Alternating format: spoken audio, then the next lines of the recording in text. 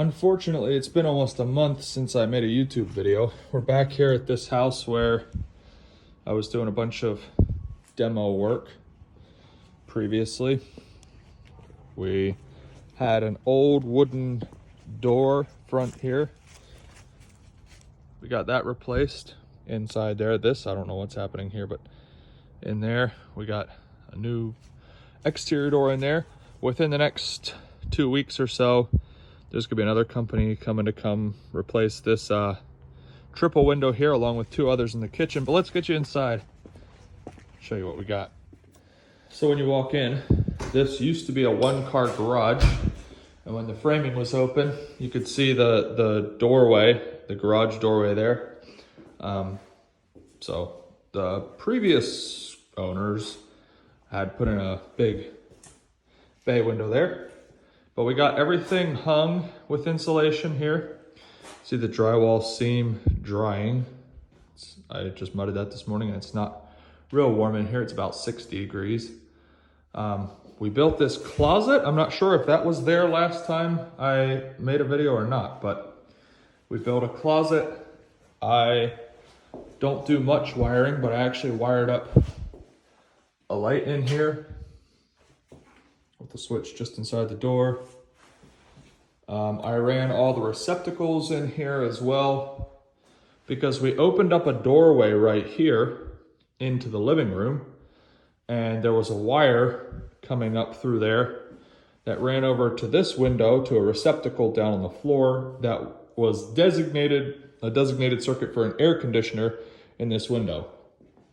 So I just moved that wire over, brought it up right here, around through there to that receptacle, up, over the ceiling, down to this receptacle, over to the doorway, up across, down, over to that receptacle, under the window to that receptacle, around the corner, and there's a receptacle like right in there. And that's that. So I'm working at drywalling this room. We can just continue here. I'm filming this during the workday. I'll just take some time off my clock at the end of the day. I want to do it while I still have daylight. It gets pretty dark in this house at the end of the day because the electrical is pretty torn apart. So we got that exterior door replaced. By the way, in this room in here, it's going to get crown molding on it so that we don't have to mess with the textured ceiling. So that's why no drywall finishing has been done up around the corners. That's going to get a wide crown molding on, which I can show you in a second. This doesn't have any finishing around the top either, but that's because I'm going to have a professional drywall finisher come in and help me wrap this up because we're trying to get the customer in the house as soon as possible. So this part in here, you can also see none of the screw holes are finished. This is all going to be behind cabinets. This is getting a brand new kitchen. So that doesn't really need to be finished. The homeowner was fine with just letting everything go behind there. Doesn't even really need painted beyond like 36 inches off the floor because that's your countertop height. And you might say, well, no, that's not the right way to do it. And you might be right, but think about it. The next time anyone's going to see behind those cabinets is the next time the kitchen gets remodeled or the cabinets get replaced. And when do you replace cabinets without repainting the room anyway? So the fact that we're not going to finish it is not a big deal because the next person to refinish the cabinets or replace the cabinets 50 years down the road can worry about that. This is where the stairs used to go down. If you remember that, I worked at patching the ceiling here. The drywall finisher is going to take care. There was a wall here and there and there around the old staircase. We got that patched in. That was one of the first things I got done. So you may remember there was some really sketchy framing in here. Unfortunately, I got a lot of work done in the last month, and yeah, I didn't video almost any of it, unfortunately, but we got the sketchy framing fixed in here by this window. If you don't know what I'm talking about, go check out the other full-length video. I think it's like 15 minutes, but it should be near the beginning of the video that I showed you, that sketchy framing. We got this whole area insulated. Oh, by the way, this window and that one are going to be the ones that are replaced. This is what the triple window looks like from the inside. We got this whole area insulated. There's our new front door. The door where we came in is brand new. This whole area is insulated as well. That's a brand new door. And then this is the beam that we installed. I think last time I videoed it was laying here on the floor, but we got that beam installed and wrapped in drywall. Again, the finisher is going to take care of that. The plaster's pretty bad right here as far as not being straight across. The top of that piece of drywall there is straight, and the plaster actually takes a dip. So I'm not sure exactly how the finisher is going to work all that. And he has a big old finishing job to do right here as well. I am not jealous. Then there's not really a lot to do in this room. He's going to patch these holes. We talked for a while about possibly just screwing 1/4-inch drywall over the whole living room ceiling. But he thinks if he goes over this with a product called Durabond, it's basically a drywall mud that gets extra hard. He'll run his flat boxes. Well, he'll patch everything first, and then he'll just run his flat box, which is this tool right here, which I need to clean up, by the way. He's going to run his flat boxes down the row of holes and then just sand everything, and it should give us a nice smooth finish. This box is still getting taken away. This living room is getting 8 recessed lights. The kitchen, living room, and dining room are all going to be on dimmers. We're going to have a triple dimmer switch here. Kitchen, living room, dining room will all be on dimmers. By the door there, we have a double box that's getting, one of them's an outside light, one of them is going to be the kitchen lights. And then here, we have another triple box in the hall. That's going to be the hall lights, the living room lights, and the dining room lights. So those will be all on. These will not be dimmers because obviously with a 3-way switch, you can only have one of the 3 switches be on a dimmer. There's a box right there by the door. That's going to be a double. That's also an outside light, and then the living room lights.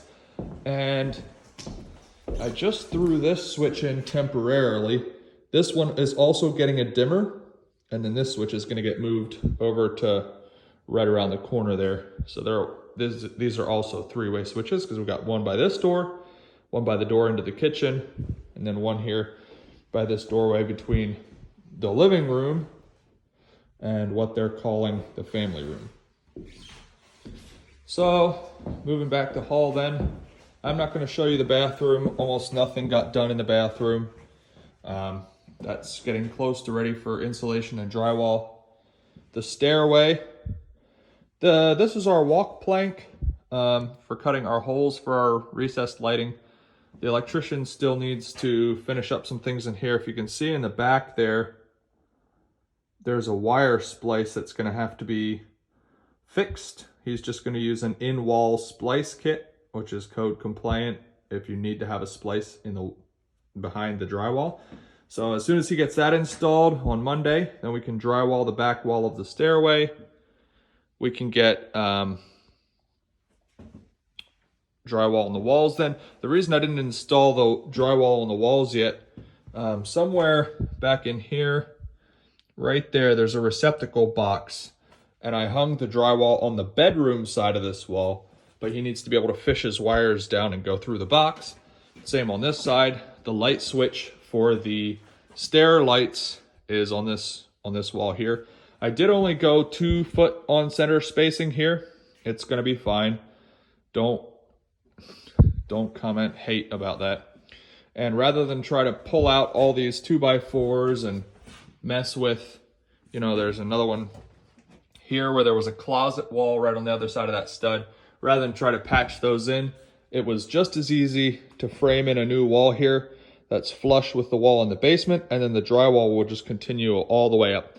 It's going to be like 3 3/4 sheets of 12-foot drywall on this wall, and then 2 12-foot sheets of drywall here, and then I think an 8-foot and a 10-foot sheet of drywall for at the bottom.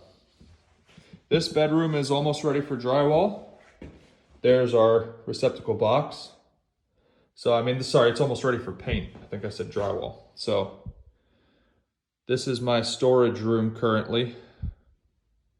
Got a light switch I need to put in there. This room's almost ready for drywall. If you remember, this room was terrible.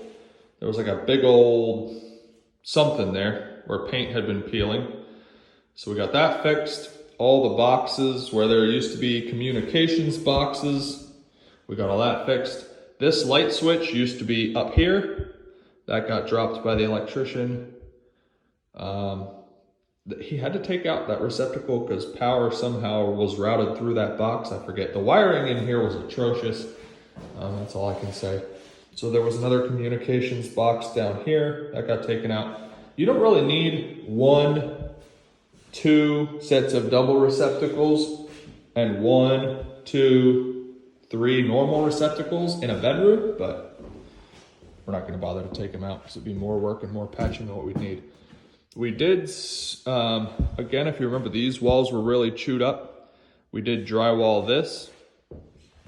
And in this here, where there used to be attic access, we put a whole house vent fan in. So we're gonna have to figure out what to do here because right in there, that 2x4 that you see in there is part of what was the old exterior wall, because there used to be an exterior wall across here. That bedroom and that bedroom are additions, as well as the closet and the bathroom that's behind it. So we left that 2x4 there and just dropped this whole assembly down a little bit. So there'll have to be some sort of odd little transition here, but I don't think it'll look too terrible once everything gets painted. And there's a nice aesthetic cover in this bedroom over here. You can see it on the floor. That'll get popped in over top of this fan. It's a 2-foot square attic fan, and that's gonna move a lot of air. Then in this bedroom, actually, if I can get around my step stool here, you see we have paint. Someone was sitting on a bucket leaning against this wall with a dirty shirt, but I'm gonna have a professional cleaner come in and clean this house once we get everything done. But there you can see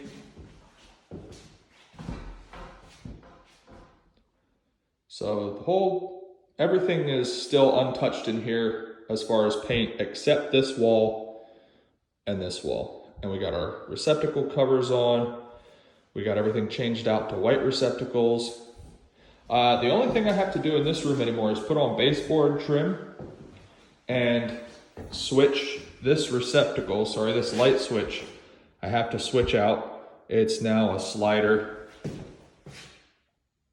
I am gonna put a switch in here with a dimmer on, but it's gonna be like a regular stick switch so that all the switches in the house are as identical as possible. Anyway, I don't show my face real often. This bedroom is also painted. This bedroom had a ton of drywall repair to do. If we flip on the lights here. Radiators got painted to match. I got put on brand new trim in the whole room. We had a painter come in and do this, the painting anyway. I hung the trim. The painter took care of all the nasty work, like puttying nail holes, caulking the top of the trim. He took care of all that stuff, so this is looking good.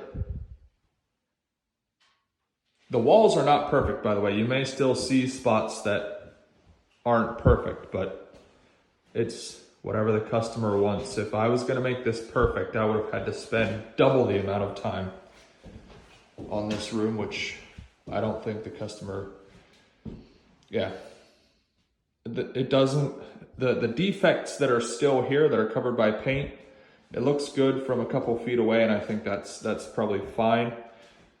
Personally, I'd probably be okay with that as well, rather than spending the extra, $500 to get it right, just in labor, picking away at each little flaw and defect. I did see one nail pop here. I don't know if you can see that right there. I want to fix that and point that out to the painter when he comes back to do his final pass through the house.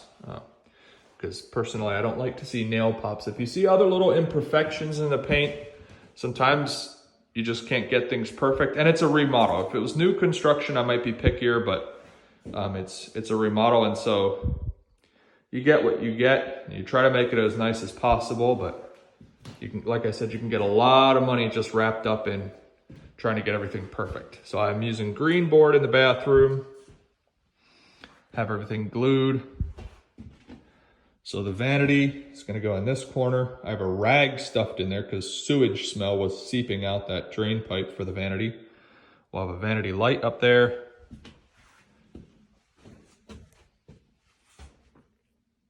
There's our shower mounted. And our toilet is very close to the shower. Let me know what you'd think about that. Would that pass in your house? I was not here on the day that the plumbers did their rough-in. And they should have kept the toilet flange over on this side of the stud cavity rather than that side. I don't know why they didn't, but the homeowner doesn't want to bother to get it fixed, which is totally understandable because it'll be fine. And this is a small bathroom as it is, 4 foot by 10 foot. And I went down in the basement. The ceiling underneath is all exposed. There's no reason plumbing wise or structural wise why they couldn't have kept the flange another foot over this way. Personally, I think that would have been much nicer so that you're not tripping over the toilet as soon as you get out of the shower, because the toilet's already going to stick out almost halfway into the available space between the wall and the toilet. So I don't know. That's pretty much the whole house then. Got inside the closet painted as well. I gotta finish hanging that and mount my vent fan in there. Got a nice reveal the whole way around that bathroom door. And yes, that door is skinny. It's only a 24-inch door. So easily the smallest door in the house. The rest of the bedrooms are all 32-inch. Except we do have one 30-inch, and that's this bedroom right here. This closet we also shrunk. If you remember, right about here, there was a step back in the wall, and this was a 48-inch door. But in order to build this out so that we can use a proper size door jamb, we shrunk this to a 36-inch door. That way we could keep our walls straight without having to do a step in like the old ones did. So you can see here on the door jamb, there's some stuff that's gonna have to be fixed here just from handling. I didn't remember it being like that until I went to install it. So maybe it happened in shipping somewhere, but I had to cut an extension piece to fit between the door jamb and the casing. That's all painted. So yeah, the house is coming together. So we got 2 bedrooms painted. This one's totally painted. That one's totally painted. We got a bunch more work yet to do. With the professional drywall finisher and the professional painter waiting to come though, I should be totally done with this job by the end of January, beginning of February.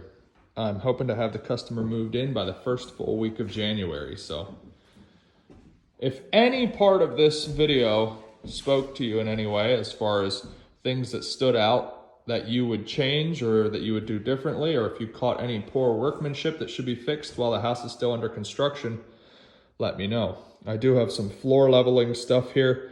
This floor is sloped to a center drain, so I'm going to have to clean this, prime it, so that the floor leveling patch actually sticks and doesn't break up.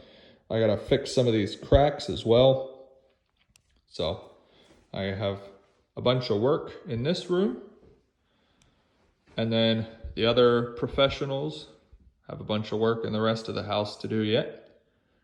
And I'll try to keep you updated a little more often than what I have been, because this project has plenty going on. Anyway, consider subscribing if you would. I'm trying to get to 500 so I can progress with